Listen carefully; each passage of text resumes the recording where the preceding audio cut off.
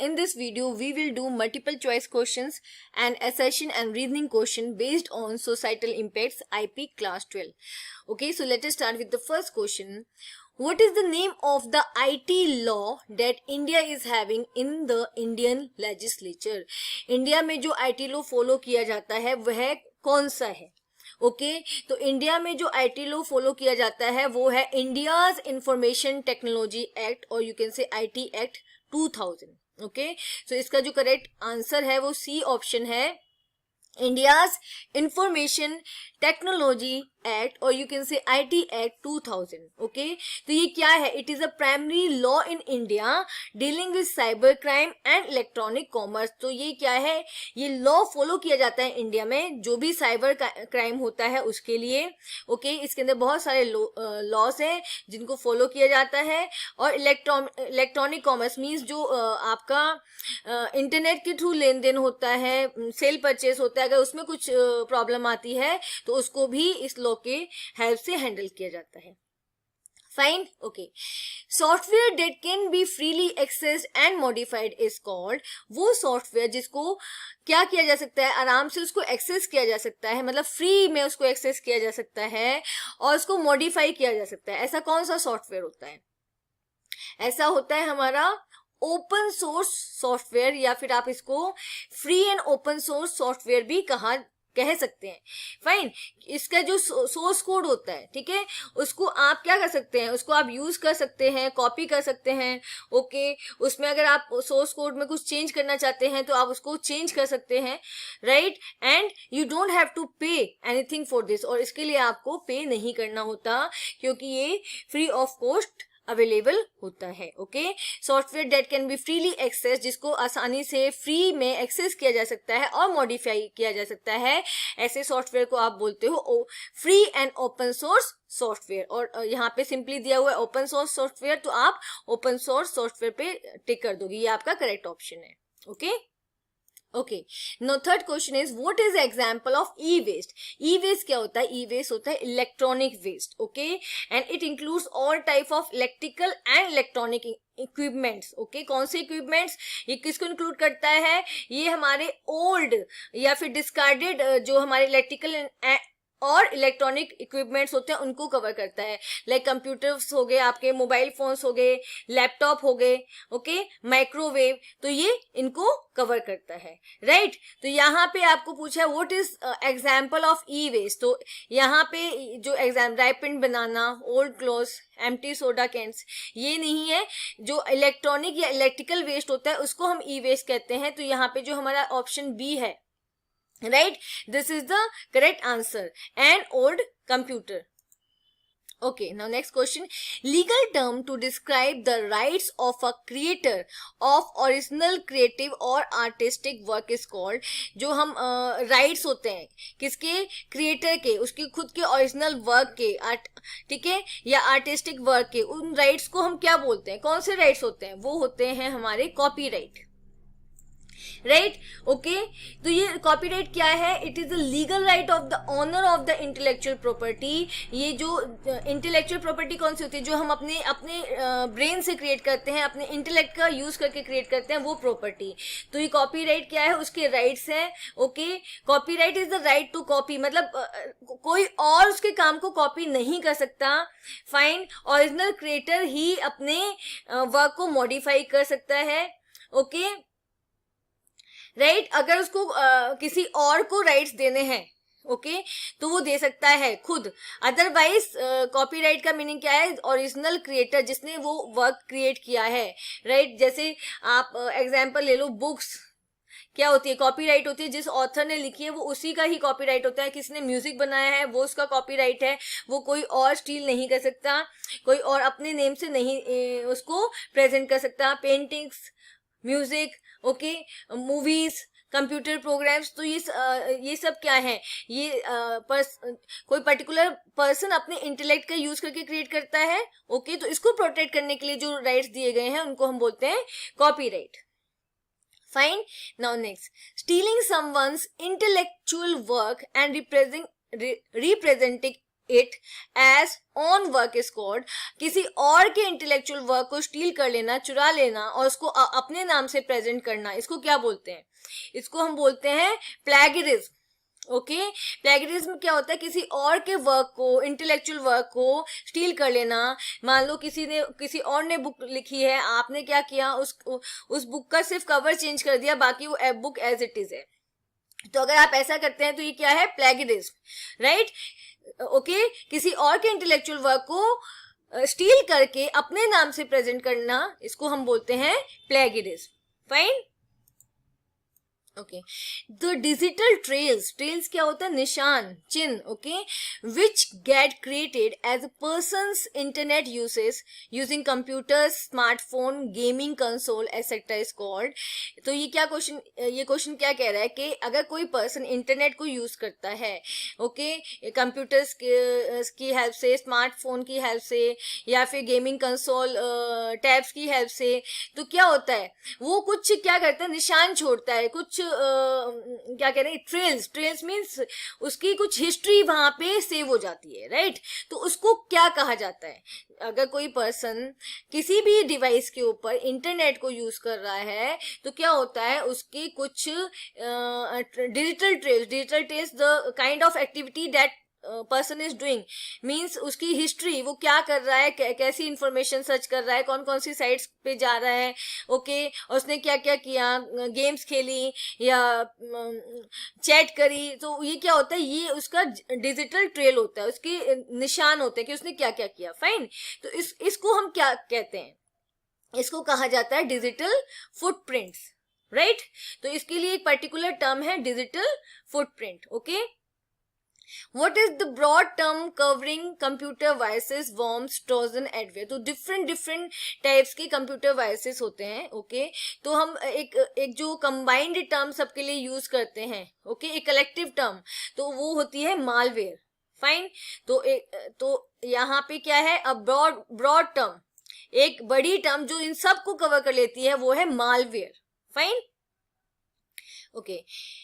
Dash is an attempt where a hacker tries to divert network traffic to a bogus site। कौन सा attempt होता है जिसमें hacker क्या करते हैं? आप टाइप तो करते हो एक्चुअल वेबसाइट के लिए, ओरिजिनल वेबसाइट के लिए, लेकिन वो आपको कहाँ ले जाते हैं? फेक वेबसाइट पे ले जाते हैं, बोगस साइट पे ले जाते हैं। इस अटैक को हम बोलते हैं pharming attack, right? This is called as pharming attack. Pharming attack में क्या होता है?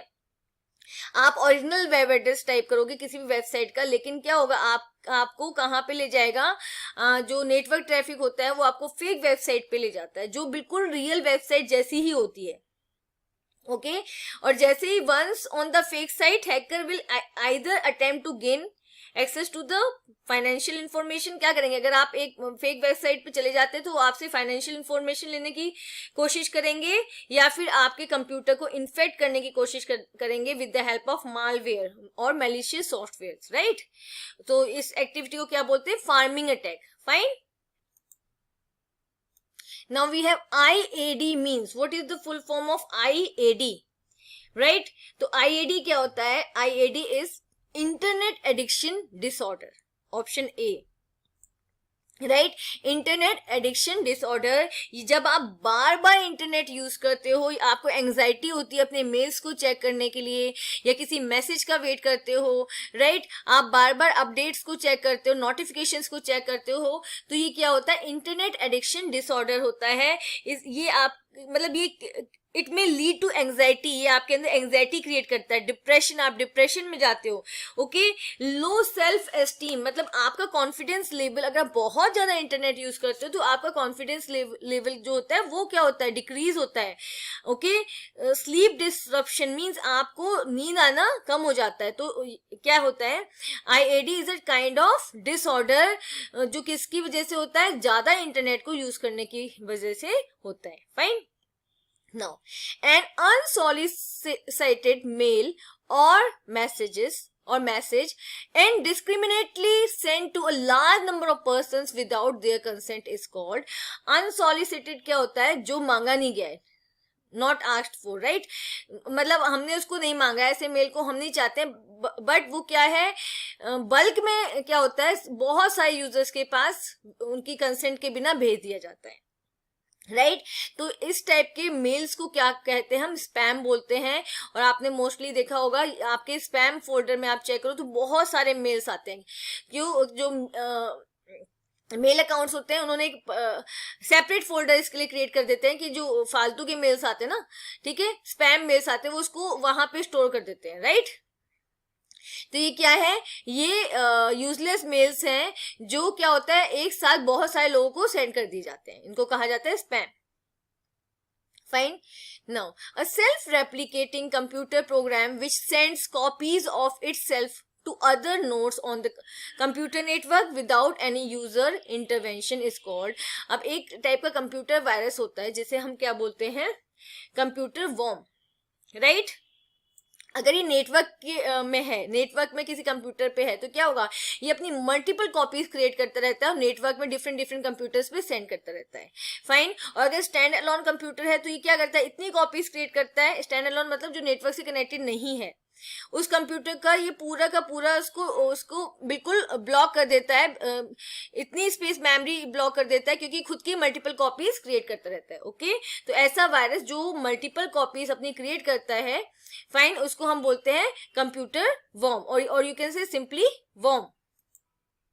Okay, in terms of network security, DOS is termed as, जब हम नेटवर्क सिक्योरिटी की बात करते हैं वहां पे एक टर्म आता है DOS, राइट। इसका क्या मीनिंग है, इसका मीनिंग है denial of service, right, option B, denial of service. Denial of service क्या होता है, it is a kind of attack, right. ये क्या होता है, ये डेनियल ऑफ सर्विस मींस अगर आप कोई सर्विस एक्सेस करना चाहते हैं तो उस सर्विस को ब्लॉक कर दिया जाएगा, okay, by flooding the target with traffic. मान लो आप कोई वेबसाइट एक्सेस करना चाहते हैं तो इतना ज्यादा ट्रैफिक क्रिएट कर दिया जाएगा कि वो वेबसाइट आप ओपन ही नहीं कर पाओगे, फाइन। या फिर ऐसी इंफॉर्मेशन सेंड की जाएगी कि वो पर्टिकुलर वेबसाइट या पर्टिकुलर सोर्स जो आप एक्सेस करना चाहते हो वो क्या हो जाए, क्रैश हो जाए, फाइन। यहाँ पे इसका डॉस का क्या मतलब है, डेनियल ऑफ सर्विसेज मींस आप वो सर्विस अचीव कर ही नहीं पाओगे। ओके, इस अटैक की वजह से आप, denial of service DoS attack की वजह से आप जो सर्विस एक्सेस करना चाहते हो वो सर्विस आप नहीं एक्सेस कर पाओगे, fine. Now a dash is a program that protects website against bots क्या होते हैं, ये क्या है, शॉर्ट फॉर्म फॉर रोबोट, ठीक है, रोबोट को हम बॉट्स बोलते हैं शॉर्ट फॉर्म में। By generating and grading test that humans can pass but current computer program can not. Okay, तो क्या होता है, ये आइडेंटिफाई करने के लिए कि एक पर्टिकुलर वेबसाइट को ह्यूमन बीइंग यूज कर रहे हैं या फिर ऑटोनोमस प्रोग्राम्स या रोबोट्स उसको यूज कर रहे हैं, हम किसका यूज करते हैं, हम यूज करते हैं कैप्चा। ओके, कैप्चा का यूज करते हैं। कैप्चा क्या है, इट इज अ प्रोग्राम, और आप कह लो एक प्रोग्राम है या सिस्टम है जो डिस्टिंग्विश करता है ह्यूमन को मोबाइल से, राइट। ह्यूमन बीइंग को मशीन से, नॉट मोबाइल, ह्यूमन बीइंग को मशीन से डिस्टिंग्विश करता है, फाइन। फिर से देखो, a dash is a program that protects, तो captcha is a program that protects website against bots by generating and grading test that human can pass. तो ये कैप्चा क्या है, एक ऐसा प्रोग्राम है, ठीक है, या सिस्टम है जो क्या करता है, ऐसे टेस्ट क्रिएट करता है जिसको ह्यूमन बींग्स तो पास कर सकते हैं, लेकिन अगर कोई कंप्यूटर उससे इंटरेक्ट कर रहा है वेबसाइट से या रोबोट इंटरेक्ट कर रहा है वेबसाइट से, तो वो उस टेस्ट को पास नहीं कर सकते। ओके, लाइक जैसे आपसे पूछा था click in a specific area, एक स्पेसिफिक एरिया में क्लिक करो, तो ह्यूमन बीइंग तो समझ जाएगा, रोबोट्स इसको नहीं समझ सकते। या फिर आपको कहा जा सकता है आइडेंटिफाई स्ट्रेच लेटर्स और नंबर्स को स्ट्रेच करके लिख दिया जाए, मतलब उनको लंबा करके या पुल करके लिख दिया जाए कि उनको आइडेंटिफाई करो। तो यहाँ पे क्या होगा, मशीन इसको नहीं समझ पाएगी बट ह्यूमन बीइंग इसको समझ सकते हैं, fine. Okay. Out of the following, which one will be altered or modified by a computer virus? तो यहाँ पे अगर कंप्यूटर वायरस अटैक करते हैं तो क्या क्या ऑल्टर करेंगे या मॉडिफाई करेंगे? Operating system, obviously operating system crash हो जाता है. स्पीड ऑफ नेटवर्क कनेक्टिविटी, ये भी इसको भी इफेक्ट करते हैं कंप्यूटर वायरस. एप्लीकेशन प्रोग्राम्स और एप्लीकेशन सॉफ्टवेयर, जितने भी एप्लीकेशन सॉफ्टवेयर आप यूज करते हो वो भी करप्ट हो जाते हैं. तो यहाँ पे इसका आंसर है डी. ओके. अगर वायरसेस अटैक करते हैं सिस्टम पे तो इन सबको वो क्या करेंगे? अटैक करेंगे, मॉडिफाई करेंगे. Fine. Okay. So the answer is D. Okay. A sentinel program. Sentinel program कौन सा होता है? ऐसा प्रोग्राम जिसको हम as a guard, okay, as a guard, as a soldier लेते हैं. ओके. जिसका काम क्या है? जिसका काम है वॉच करना, चीजों को देखना, राइट, प्रोटेक्ट करना. A sentinel program which tries to protect. तो ऐसा प्रोग्राम जो क्या करता है? कंप्यूटर को प्रोटेक्ट करने की कोशिश करता है. Tries to protect computer system from data loss. Okay. उसको डेटा लॉस से प्रोटेक्ट करने की कोशिश करता है. Destruction of system files. Okay. उसकी फाइल्स को प्रोटेक्ट करने, उसका डिस्ट्रक्शन ना हो इसके लिए प्रोटेक्ट करता है. And attack of any external threats like worm और वायरस इज कॉल्ड. ऐसा प्रोग्राम जो कंप्यूटर को ओवरऑल प्रोटेक्ट करता है, उसका डेटा लॉस ना हो, उसकी फाइल्स डिस्ट्रक्ट ना हो, ओके, और वहां एक्सटर्नल अटैक्स ना हो, लाइक वॉर्म या वायरस का अटैक ना हो, ऐसा कौन सा प्रोग्राम होता है? ये सबको बच्चों को पता है. एंटी वायरस प्रोग्राम अपने सिस्टम में डलवाते हैं इसको to protect our system from different kinds of threats like viruses. Okay. तो यहाँ पे ये प्रोग्राम कौन सा है? Anti virus. Fine. Okay. The next, dash is a secure technique to protect data being transferred over a network. ये एक secure technique है जिसकी हेल्प से डेटा को सेफली नेटवर्क के पर ट्रांसफर किया जा सकता है. तो ये कौन सी, डेटा को किस फॉर्म में जब डेटा ट्रांसफर होता है नेटवर्क में तो किस फॉर्म में ट्रांसफर करते होता है? वो होता है एनक्रिप्टेड फॉर्म में, encryption. Okay, encryption is a secure technique to protect data being transferred over a network. Okay, तो ये क्या है? It is the process of encoding information. यहाँ पे क्या होता है? It converts original information into an alternative form. क्या होता है? जो आपकी जो ओरिजिनल इंफॉर्मेशन होती है उसको एक डिफरेंट फॉर्म में कन्वर्ट करके, जिसको हम बोलते हैं cipher text, right, coded form में, या आप उसको बोल दो स्क्रैम्बलिंग डेटा. उसको इस तरीके से कोड बना दिया जाता है, इस तरीके से स्क्रैम्बल कर दिया जाता है कि अगर वो डेटा हैक हो जाए इन बिटवीन नेटवर्क में तो वो समझ ना आए, राइट. तो क्या होता है? डेटा फिर क्या होता है? वो प्रोटेक्ट हो जाता है इस वे से, राइट. तो इस प्रोसेस को बोलते हैं encryption. Fine. Now next, ICT stands for. ICT की फुल फॉर्म क्या है? यहाँ पर ICT is information and communication technology, right. तो ये क्या है? Information communication technology. ये क्या होता है? Integration of telecommunication. इंटीग्रेशन है मतलब कॉम्बिनेशन है किसका? Telecommunication. Telecommunication means telephone lines, wireless signals and computers as well as other devices like softwares, right, middleware, audio visual devices, right. तो इन सब का कॉम्बिनेशन जो होता है उसको बोलते हैं आईसीटी. बेसिकली यहाँ पे हमारा क्या जो मोटिव है वो क्या है? वो है इंफॉर्मेशन को कम्युनिकेट करना, okay, through telecommunications devices, right. समझ आया? यहाँ पे इंफॉर्मेशन और कम्युनिकेशन टेक्नोलॉजी को दोनों को कंबाइंड करते हैं. Fine. Okay. Now we have EDI stands for. EDI का फुल फॉर्म क्या है? तो इसका फुल फॉर्म है इलेक्ट्रॉनिक डेटा इंटरचेंज, राइट. इसका फुल फॉर्म है इलेक्ट्रॉनिक डेटा इंटरचेंज. ये क्या है? It is a process which allows one company to send information to other company electronically rather than with paper. तो यहाँ पे क्या होता है? जो कंपनीज आपस में कम्युनिकेशन करते हैं, आपस में डेटा शेयर करते हैं, वो किस फॉर्म में शेयर करते हैं? वो इलेक्ट्रॉनिक फॉर्म में शेयर करते हैं, राइट. यहाँ पे पेपर्स को शेयर नहीं किया जा रहा, यहाँ पे नेटवर्क के थ्रू और इंटरनेट के थ्रू डेटा को शेयर किया जा रहा है. इलेक्ट्रॉनिक डिवाइसेस की हेल्प से डेटा को शेयर किया जा रहा है, इसलिए हम इसको बोलते हैं इलेक्ट्रॉनिक डेटा इंटरचेंज, राइट. कौन सा डेटा यहाँ पे एक्सचेंज हो रहा है? Electronic data. Fine. Okay, no. Next question. Proprietary software is a software which is available. Proprietary software कौन से होते हैं? प्रोप्राइटरी सॉफ्टवेयर होते हैं जिनको यूज करने के लिए हमें क्या करना होता है, हमें लाइसेंस लेना पड़ता है। ऑन पेइंग लाइसेंस फी, हमें लाइसेंस के लिए पे करना पड़ता है। प्रोप्राइटरी सॉफ्टवेयर क्या होते हैं? Proprietary software is owned by its owner, okay, usually a large company. जैसे क्या होता है, ये जो इनका कंप्लीटली जो ओनरशिप होती है वो क्रिएटर के पास ही होती है। लाइक डिफरेंट कंपनीज है हमारी, यहाँ पे गूगल है, माइक्रोसॉफ्ट है, राइट। तो अगर आप माइक्रोसॉफ्ट ऑफिस यूज करते हो तो आपको क्या लेना पड़ेगा, उसका लाइसेंस लेना पड़ेगा, उसके लिए आपको पे करना पड़ेगा। तो वो कौन सा सॉफ्टवेयर है, वो प्रोप्राइटरी सॉफ्टवेयर है। आप एडोब फोटोशॉप लेते हो तो आपको उसका लाइसेंस लेना पड़ेगा, ओके। और जो प्रोप्राइटरी सॉफ्टवेयर है उसका जो कोड होता है, सोर्स कोड, वो आप चेंज नहीं कर सकते। वो आप उसको जैसे फ्री एंड ओपन सोर्स में क्या होता है, आपके पास सोर्स कोड आ जाता है, आप उसमें चेंज कर सकते हो, बट प्रोप्राइटरी सॉफ्टवेयर का सोर्स कोड आप टच भी नहीं कर सकते, राइट, क्योंकि वो कंप्लीटली किसका उस पर राइट होता है, जिसने उसको क्रिएट किया है। Fine, okay. Now the process of reselling old electronic goods at lower prices is called, जब आप क्या करते हो, अपने पुराने इलेक्ट्रॉनिक गुड्स को कम प्राइस पे क्या करते हो, उसको सेल कर देते हो, रीसेल कर देते हो। मतलब दोबारा उसको, आपने एक बार उसको लिया, बाय किया, अब आप उसको रीसेल कर रहे हो, तो इस प्रोसेस को आप क्या कहते हैं, इसको कहते हैं refurbishing, right. Option A, fine. Dash is a kind of cybercrime in which attacker blackmails the victim to pay for getting access to the data।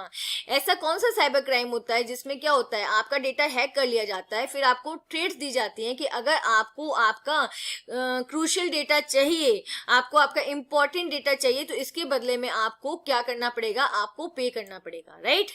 तो ये किस टाइप का साइबर क्राइम होता है, इस साइबर क्राइम को हम बोलते हैं रैंसमवेयर, राइट, जिसमें आपका इंपॉर्टेंट डेटा हैक करने के बाद आपको उस डेटा को लौटाने के बदले में आपसे पेमेंट मांगी जाती है, इसको बोलते हैं ransomware. Fine, okay. Now next, dash is an activity where fake websites or emails that look original और authentic are presented to the user. ऐसी कौन सी एक्टिविटी होती है जिसमें क्या होता है, आप के सामने फेक वेबसाइट्स सेंड की जाती है या ईमेल सेंड किए जाते हैं जो आपको बिल्कुल लेजिटिमेट लगते हैं, बिल्कुल रियल लगते हैं, ओरिजिनल लगते हैं, राइट, ओके, बिल्कुल ऑथेंटिक लगते हैं। तो आप क्या करते, समटाइम्स क्या होता है, हम उन फेक वेबसाइट्स पे चले जाते हैं, फेक ईमेल्स पे लिंक्स दिए होते हैं, उन पर क्लिक कर देते हैं, राइट। तो उससे क्या होता है, आपका सिस्टम हैक हो जाता है। फाइन, तो इस एक्टिविटी को या इस प्रोसेस को क्या बोलते हैं, phishing, okay. Now next, hackers try to break security system. Hackers क्या करते हैं, आपके सिक्योरिटी सिस्टम को ब्रेक करने की कोशिश करते हैं फॉर आइडेंटिटी थेफ्ट, मीन्स आपकी पर्सनल इंफॉर्मेशन को चुराने के लिए, ओके। जैसे आइडेंटिटी थेफ्ट में क्या, जैसे आपका फेसबुक अकाउंट हैक कर लिया, फाइन, तो क्या होगा, अब वो आपका फेसबुक आपके नाम से रन करेंगे, आपका अकाउंट, ओके। आपके अकाउंट से वो डिफरेंट लोगों को यूजलेस मैसेजेस सेंड कर सकते हैं।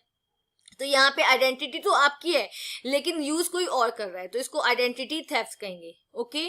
फॉर मॉनेटरी गेन, आपके सिस्टम को हैक करके आपकी जो उसमें इंफॉर्मेशन होती है, लाइक आपकी बैंक अकाउंट की इंफॉर्मेशन है और इंफॉर्मेशन है, वो हैक करके उसको क्या कर सकते हैं, यूज कर सकते हैं, okay. To leak sensitive information, आपकी सेंसिटिव इंफॉर्मेशन को वो क्या कर सकते हैं, लीक कर सकते हैं, आपकी पिक्चर्स हैं या कुछ और इंफॉर्मेशन है उसको लीक कर सकते हैं। तो यहाँ पे क्या है, ऑप्शन डी, क्योंकि हैकर्स आपके सिस्टम को हैक करने के बाद ये तीनों प्रोसेस कर सकते हैं, ये तीनों चीजें कर सकते हैं या इनमें से कोई एक चीज कर सकते हैं। Fine, okay, okay. Hacking when done with a positive intent is called, जब हम एक पॉजिटिव इंटेंट लेकर हैकिंग करते हैं, किसी कोई सिस्टम हैक करते हैं, तो इसे क्या बोलते हैं, इसे कहते हैं एथिकल हैकिंग। मान लो क्या आप चाहते हो कि कुछ अनऑथोराइज्ड एक्टिविटीज हो रही हैं, ओके। तो आपको, जैसे पुलिस है, किसी का वो फोन हैक करके या सिस्टम हैक करके वो क्या कर सकता है, वहां से डेटा लेते हैं, उसको एथिकल हैकिंग कहा जाता है। जहां पे क्या है, आपको जो अटैकर्स हैं, राइट, ओके, उनको उनके ही अटैकर्स, मान लो अटैकर्स ने अटैक करके एक बड़े ऑर्गेनाइजेशन को हैक कर लिया है, ठीक है, गवर्नमेंट ऑर्गेनाइजेशन को हैक कर लिया है, तो यहाँ पे एथिकल हैकर्स क्या करेंगे, उस हैक जो सिस्टम हैक हो चुका है उसको दोबारा से अपने पास लाने के लिए क्या करेंगे, एथिकल हैकिंग का यूज करेंगे, अगेन उसको हैक करेंगे। तो यहाँ पे क्या एक पॉजिटिव इंटेंट है, फाइन, तो इसको बोलते हैं ethical hacking. Fine, next, dash package comes under FOSS। FOSS क्या है, free and open source software. तो कौन कौन से पैकेजेस हैं, पैकेजेस क्या होते हैं, collection of programs, collection of softwares, right. तो यहाँ पे हमारा Libre Office and Open Office, ये जो आपने यूज किया होगा 10th क्लास में, Libre Office and Open Office दोनों ही कौन से हैं, फ्री एंड ओपन सोर्स हैं। हम इनको इंटरनेट से फ्री ऑफ कॉस्ट डाउनलोड कर सकते हैं और इनको इंस्टॉल कर सकते हैं। फाइन, तो यहाँ पे आपका आंसर है C, both of the above, right. Now, dash is the unauthorised use और डिस्ट्रीब्यूशन ऑफ सॉफ्टवेयर। क्या होता है, आपको जब आप कोई सॉफ्टवेयर लेते हैं तो आपको एक पर्टिकुलर लिमिट दी जाती है कि आप इतने ही सिस्टम पर उसको इंस्टॉल कर सकते हो, इससे ज्यादा आप उसको इंस्टॉल या डिस्ट्रीब्यूट नहीं कर सकते। लेकिन अगर आप इसका बहुत ज्यादा अनऑथोराइज्ड यूज कर रहे हैं, बहुत सारे सिस्टम्स को उसको इंस्टॉल कर रहे हो, उसको डिस्ट्रीब्यूट कर रहे हैं, तो इसको क्या कहा जाता है, इसको कहा जाता है सॉफ्टवेयर पायरेसी। फाइन, जब आप एक ही सॉफ्टवेयर को बार बार डिफरेंट डिवाइसेस पर क्या करते हैं, यूज करते हैं, यहाँ पे आप लाइसेंस एग्रीमेंट को फॉलो नहीं कर रहे हैं, तो इसको कहेंगे software piracy. Okay, FOSS stand for, FOSS क्या है हमारा, free and open source software, option C, ठीक है, free and open source software. तो इसकी फुल फॉर्म क्या है, free and open source software, वो सॉफ्टवेयर जो आपको फ्रीली अवेलेबल होते हैं आपके लिए और आप उसके सोर्स कोड में भी चेंज कर सकते हो। फाइन, नेक्स्ट हमारे पास क्या है, dash operating system come under FOSS। ऐसा कौन सा ऑपरेटिंग सिस्टम है जो FOSS के अंडर आता है, आप उसको फ्री ऑफ कॉस्ट उसको इंस्टॉल कर सकते हो, उसके सोर्स कोड में भी आप चेंज कर सकते हो। तो ऐसा सॉफ्टवेयर है हमारे पास, ऐसा ऑपरेटिंग सिस्टम है हमारे पास Ubuntu, right. Ubuntu operating system क्या है, ये FOSS के अंडर आता है, आप इसको फ्री ऑफ कॉस्ट इंस्टॉल कर सकते हो और इसमें अमेंडमेंट्स भी, इसमें चेंजेस भी कर सकते हो। Fine, okay, next, GPL is primarily designed for providing public license to GPL क्या है, जनरल पब्लिक लाइसेंस। ओके, तो ये किसके लिए यूज किया जाता है, ये सॉफ्टवेयर के लिए यूज किया जाता है। Fine, Which of the following is popular category of public licenses? कौन सी यहाँ पे पब्लिक लाइसेंस है हमारे पास जो GPL है वो भी क्या है, पब्लिक लाइसेंस है, and CC creative Commons, right, ये भी क्या है, पब्लिक लाइसेंस है, राइट। तो यहाँ पे आपको पता होगा जनरल पब्लिक लाइसेंस क्या करता है, आप there is no limit to copying the code, आप इसके जनरल पब्लिक लाइसेंस के अंदर आप जो सॉफ्टवेयर का कोड होता है उसको आप कॉपी कर सकते हो, ओके, और आप इसको डिस्ट्रीब्यूट भी कर सकते हो, राइट। और आप इसको अगर जनरल पब्लिक लाइसेंस है तो आप सॉफ्टवेयर के कोड को कॉपी कर सकते हो, उसको डिस्ट्रीब्यूट कर सकते हो और आप उसको सेल आउट भी कर सकते हो। Fine, right, okay. अब यहाँ पे जो क्रिएटिव कॉमन्स होता है उसमें क्या होता है, आप क्या करना होता है, जब आप इसको यूज कर रहे होते हो तो आपको इसके ऑथर को एक्नॉलेज करना होता है, राइट। इसके ऑथर को आपको आइडेंटिफिकेशन देनी होती है। फाइन, कि आप ये सॉफ्टवेयर जो यूज कर रहे हो उसका ऑथर कौन है, ओके। आप इसके सोर्स कोड को भी मॉडिफाई कर सकते हो, डिस्ट्रीब्यूट कर सकते हो, ओके, और कॉपी कर सकते हो, बट यहाँ पे आपको क्या करना होता है, यहाँ पे आपको ऑथर को आइडेंटिफिकेशन देना होता है, okay. Okay, now next, GPL stands for, तो यहाँ पे जो इसका आंसर था, पहले हम इसको 30 नंबर क्वेश्चन था, इसमें बोथ ऑफ द अबव आएगा, ठीक है, क्योंकि यहाँ पे दोनों क्या है, पब्लिक लाइसेंस है। Fine, now next 31st, GPL stands for, तो इसकी फुल फॉर्म क्या है, जनरल पब्लिक लाइसेंस, ऑप्शन ए।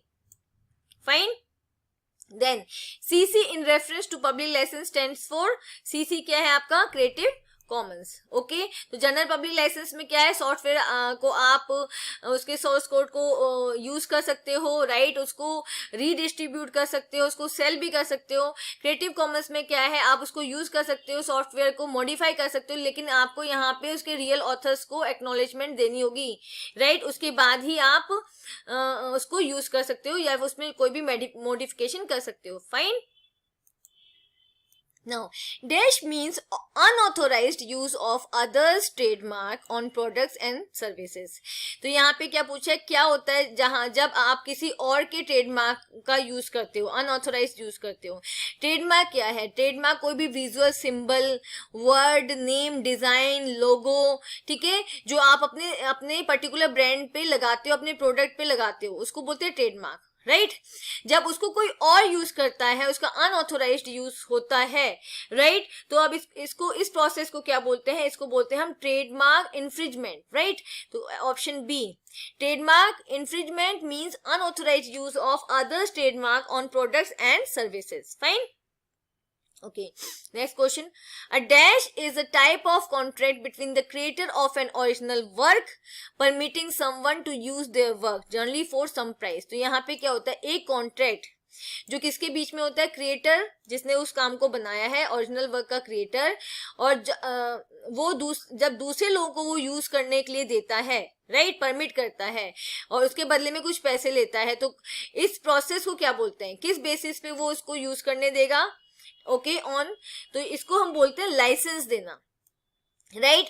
अगर कोई क्रिएटर अपने वर्क के लिए लाइसेंस देता है कि आपको इसको यूज करने के लिए इतना अमाउंट पे करना पड़ेगा, ये लिमिट है, और कैसे आपको यूज करना है, जो भी ऑल ओवर जो भी उसकी जो लिमिटेशंस होती हैं, जो वो किसके अंडर आती है, लाइसेंस के अंदर आती है। Fine. A license is a type of contract between the creator of an original work permitting someone to use their work, right, generally for some price. Okay, now dash includes any visual symbol, word, name, design, slogan, label, etc. that distinguishes the brand from other brands. ये मैंने अभी बताया, ऐसा कोई भी symbol, word, नाम, design, slogan, लोगो या label जो आपके ब्रांड को दूसरे ब्रांड से अलग करता है, उसको हम क्या बोलते हैं, उसको हम बोलते हैं ट्रेडमार्क। फाइन। तो डिफरेंट कंपनीज के अलग अलग ट्रेडमार्क्स होते हैं, डिफरेंट प्रोडक्ट्स के अलग अलग ट्रेडमार्क्स होते हैं। फाइन, इसको बोलते हैं trademark. Yula, EULA stands for, तो इसको बोलते हैं हम EULA, और you can say EULA stands for end user licence agreement, right. ये क्या है, एंड यूजर लाइसेंस एग्रीमेंट है, जो क्या कवर करता है, ये सारी क्लॉसेस को कवर करता है जब आप सॉफ्टवेयर परचेज करते हो, जो उसको बाय कर रहा है यूजर, ओके, वो क्या क्या कर सकता है, how many copies can B install, वो कितनी कॉपीज सॉफ्टवेयर की इंस्टॉल कर सकता है, ओके, वो सोर्स कोड को चेंज कर सकता है, मॉडिफाई कर सकता है कि नहीं कर सकता है, वो इस को रीडिस्ट्रीब्यूट कर सकता है या नहीं कर सकता है। तो ये क्या होता है, ये सारे के सारे किसके अंडर आते हैं, एंड यूजर लाइसेंस एग्रीमेंट के अंडर ये आता है। फाइन। ओके, तो यूला क्या है, यूला है end user licence agreement. Okay, next question same ही है, dash covers all the clauses of the software purchases, वो एग्रीमेंट जो सारे के सारे क्लॉसेस को, सॉफ्टवेयर परचेज के क्लॉसेस को कवर करता है। How many copies can be installed, कितनी कॉपीज इंस्टॉल की जा सकती हैं पर्टिकुलर सॉफ्टवेयर की, वेदर सोर्स इज अवेलेबल, इसका सोर्स आप के लिए अवेलेबल है या नहीं है, whether it can be modified and redistributed, क्या इसको मॉडिफाई किया जा सकता है या नहीं, इसको रीडिस्ट्रीब्यूट किया जा सकता है नहीं, ये सब किसके अंदर आता है, ये सब आता है यूला के अंडर। ओके, यूला के under means end user licence agreement. तो आपका यहाँ पे कौन सा ऑप्शन करेक्ट है, option A. Okay, a patent protects an invention for dash years after which it can be freely used. Okay, patent क्या होता है, बेसिकली इस इन्वेंशंस को प्रोटेक्ट करने के लिए पेटेंट का यूज किया जाता है। फाइन, तो यहाँ पे पेटेंट कितने ईयर्स के लिए दिया जाता है, यहाँ पे 20 ईयर्स के लिए दिया जाता है। ओके, और उसके बाद वो इन्वेंशन फ्रीली अवेलेबल कर दी जाती है। फाइन, तो यहाँ पे 20 ईयर्स का पेटेंट एक पर्टिकुलर इन्वेंशन के लिए दिया जाता है। पेटेंट भी क्या है, इसमें ये राइट है कि जिसने वो इन्वेंशन किया है सिर्फ वही उसको यूज कर सकता है अपने मॉनेटरी गेन के लिए। फाइन, ओके, और कोई उसको नहीं यूज कर सकता। Okay, Okay, anyone who uses digital technology along with internet is a, जो लोग डिजिटल टेक्नोलॉजी को यूज करते हैं इंटरनेट के साथ, उसको हम क्या बोलते हैं, उनको हम डिजिटल सिटीजन भी बोलते हैं और नेटिजन भी बोलते हैं, राइट। तो यहाँ पे आपका ऑप्शन है C, both of the above. Fine, क्योंकि उनको डिजिटल सिटीजन भी कहा जाता है और नेटिजन भी कहा जाता है। Fine. Which of the following is the type of digital footprints, footprints किस टाइप का होता है, मतलब कौन कौन सा टाइप है। तो यहाँ पे हमारा दोनों ही करेक्ट है, active digital footprints and passive digital footprints, right. Active क्या होता है, जो एक इंडिविजुअल इंटेंशनली क्रिएट करता है जो फुटप्रिंट्स, लाइक आप फेसबुक पे पोस्ट करते हो, ट्विटर पे पोस्ट करते हो, आप इमेजेस वीडियोस को अपलोड करते हो, ईमेल्स सेंड करते हो, फोन कॉल्स करते हो, चैट्स करते हो, वो किसके अंदर आ जाएगा, एक्टिव डिजिटल फुटप्रिंट्स के अंदर आ जाएगा। फाइन। और पैसिव डिजिटल फुटप्रिंट क्या होता है, जो आप अनइंटेंशनली करते हो, लाइक आप कोई ऐप यूज करते हो, वेबसाइट यूज करते हो, कुछ प्रोडक्ट सर्च करते हो, राइट, तो वो क्या आ जाएगा, पैसिव डिजिटल फुटप्रिंट्स के अंदर आ जाएगा। तो यहाँ पे आपका आंसर है बोथ ऑफ द अबव, क्योंकि डिजिटल फुटप्रिंट्स के दो टाइप्स होते हैं, active digital footprint and passive digital footprint. Active digital footprint जो आप इंटेंशनली करते हो, आप जानते हो कि आप क्या क्या कर रहे हो। पैसिव डिजिटल फुटप्रिंट्स मीन्स जो आप अनइंटेंशनली करते हो, लाइक आप कुछ इंफॉर्मेशन ब्राउज कर रहे हो, वो पैसिव डिजिटल फुटप्रिंट के अंडर आएगा। Okay, now we have assertion and reason questions. Assertion क्या है, एक स्टेटमेंट है, ओके, आप उसको रीजन की हेल्प से जस्टिफाई कर रहे हो कि वो करेक्ट है कि नहीं है। Fine. Now assertion, privacy of sensitive data can be implemented bye authentication. तो यहाँ पे क्या बोला जा रहा है, जो आपका सेंसिटिव डेटा है, क्रूशियल डेटा है, ओके, उसको आप क्या कर सकते हो, उसकी प्राइवेसी किसकी हेल्प से इम्प्लीमेंट कर सकते हो, आप ऑथेंटिकेशन की हेल्प से उसकी प्राइवेसी को इम्प्लीमेंट कर सकते हो, उसको प्रोटेक्ट कर सकते हो, उसको प्राइवेट बना सकते हो, राइट। तो ऑथेंटिकेशन हम लोग जानते हैं, यहाँ पे क्या होता है, ऑथेंटिकेशन के अंदर ओनली ऑथेंटिकेटेड यूजर्स ही उस पर्टिकुलर डेटा को एक्सेस कर सकते हैं, राइट। मतलब मान लो आपको एक पर्टिकुलर ऑर्गेनाइजेशन है, वहां पे एक क्रूशियल डेटा है, तो सिर्फ उस डेटा को यूज करने वही लोग यूज कर सकते हैं जिनके पास उसको एक्सेस करने के लिए राइट्स होंगे, राइट, वो ऑथेंटिकेट होंगे। जिन लोगों को उसको एक्सेस करने के राइट्स नहीं है, वो उसको एक्सेस नहीं कर सकते। फाइन। तो इस तरीके से हम सेंसिटिव डेटा को प्रोटेक्ट कर सकते हैं with the help of authentication. तो यहाँ पे हमारा असर्शन ट्रू है, राइट। अब हम रीजन देखेंगे। Authentication is the process of giving access to the data for all the users. तो ये गलत है, ऑथेंटिकेशन में सारे यूजर्स को डेटा का एक्सेस नहीं दिया जाता, कुछ यूजर्स को ही दिया जाता है। फाइन, सबको नहीं दिया जाता। तो यहाँ पे असर्शन आपका करेक्ट है और रीजन आपका क्या है, रॉन्ग है। तो आपका जो करेक्ट आंसर है वो है answer 3, means assertion is true and reason is false. Okay okay, FLOSS क्या होता है, free libre and open source software, FOSS भी बोलते हैं आप इसको, यहाँ पे एल हमने लगा दिया तो लिब्रे है, लिब्रे ऑफिस के लिए। Free libre open source software is open source, yes, ये क्या है, ओपन सोर्स सॉफ्टवेयर है। फाइन, असर्शन आपका ट्रू है। Then FLOSS source code is available for free of cost, ये ओपन सोर्स सॉफ्टवेयर, तो इसका सोर्स कोड भी आप अवेलेबल होता है फ्री ऑफ कॉस्ट, राइट। तो यहाँ पे हमारा असर्शन और रीजन दोनों ट्रू है।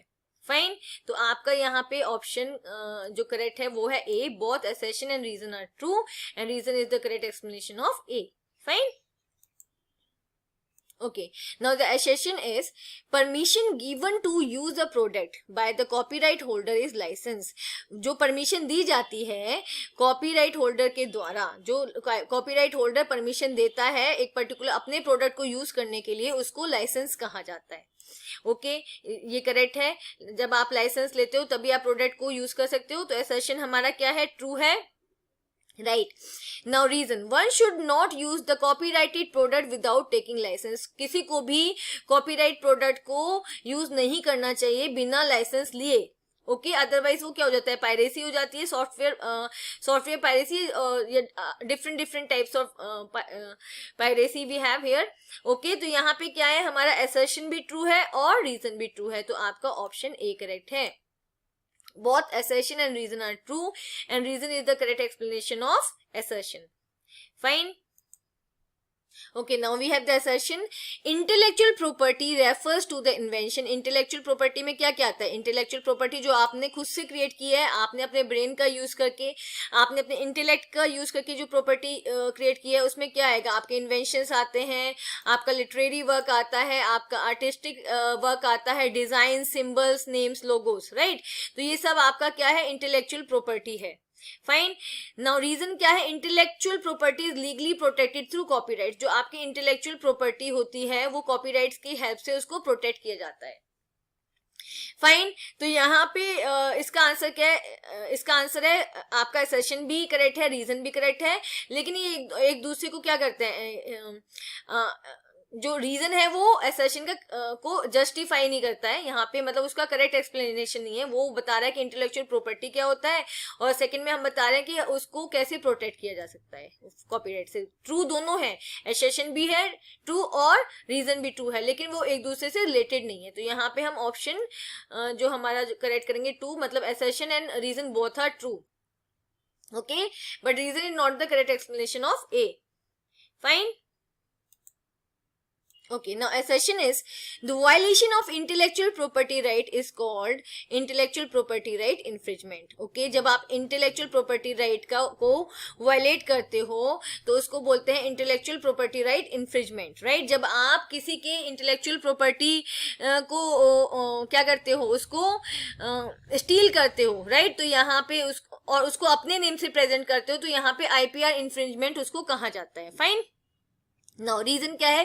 Plagiarism is the form of IPR infringement. तो प्लेगरिज्म क्या है? Plagiarism IPR infringement is a type of IPR infringement. Plagiarism में क्या होता है? सेम आप इंटेलेक्चुअल प्रॉपर्टी, किसी की इंटेलेक्चुअल प्रॉपर्टी को स्टील करके उसको अपने नाम से प्रेजेंट करते हो तो उसको प्लेगरिज्म कहा जाता है.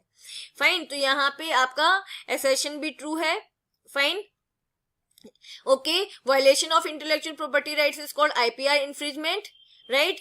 इंटेलेक्चुअल प्रॉपर्टी राइट को का वायलेशन करना IPR इन्फ्रिजमेंट कहा जाता है. और प्लेगरिज्म क्या है? It is a kind of IPR infringement. Means plagiarism क्या होता है? आप दूसरे की इंटेलेक्चुअल प्रॉपर्टी को स्टील करके अपने नाम से प्रेजेंट करते हो. फाइन. तो ये भी क्या है? IPR इन्फ्रिजमेंट है. तो इसका कौन सा ऑप्शन करेक्ट करेंगे आप? ए, मतलब assertion and reason both are true and R is the correct explanation of A. Fine. Okay, now the assertion is when a patent is granted, the owner gets an exclusive right to prevent others from using, selling or distributing the protected invention. जब patent को दिया जाता है तो honour के पास ये exclusive right होता है कि वो दूसरे लोगों को इससे प्रिवेंट कर सकता है, अलग कर सकता है, वो उसके जो उसने क्रिएट किया उसको ना तो यूज कर सकते हैं, ना ही सेल कर सकते हैं, ना ही डिस्ट्रीब्यूट कर सकते हैं. राइट. तो इसको पेटेंट कहा जाता है. राइट. ओके, देखो फिर से, when a patent is granted the owner gets an exclusive right. Owner के पास एक एक्सक्लूसिव राइट होता है टू प्रिवेंट अदर्स, दूसरों को हटा देने का, from using that invention, selling और डिस्ट्रीब्यूटिंग द प्रोटेक्टेड इन्वेंशन. ठीक है, वो ना तो उसको यूज कर सकता है, ना सेल कर सकता है, ना डिस्ट्रीब्यूट कर सकते हैं दूसरे लोग. तो यहाँ पे हमारा असर्शन क्या है? यहाँ पे हमारा असर्शन ट्रू है.